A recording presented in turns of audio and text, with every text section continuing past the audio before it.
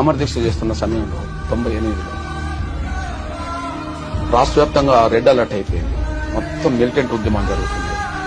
మా అన్నకి ఏమన్నా అవుతుందని చెప్పి చాలా మంది ఆత్మహత్య ప్రయత్నం చేసుకుంటే ఒక తమ్ముడు చనిపోయాడు.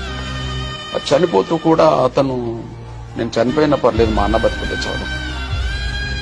గాంధీ భవన్ ఘటనలో కాంగ్రెస్ వర్గీకరణ చేత అని మోసం చేస్తే గాంధీ భవన్ తగలబడ్డప్పుడు మా పిల్లలు చనిపోతున్న క్రమంలో సురేందర్ దగ్గరికి నేను వెళ్ళాను. కళ్ళు కూడా చూడలేని పరిస్థితిలో అతను తగలబడ్డాడు. నా గొంతు విని నువ్వు ఏడవద్దన్నా, నేను చనిపోతాను, మాకు తెలుసు, చనిపోతున్నాం అనేసి మాకు తెలుసు, మా పరిస్థితి అట్లనే ఉంది. కానీ నేను చనిపోయిన వర్గీకరణ ఉద్యమం మాత్రం ఆపద్దు.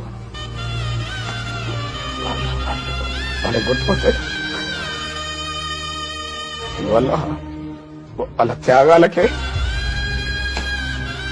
మొదటి ప్రాధాన్యత. చాలా మంది చనిపోయినట్ల.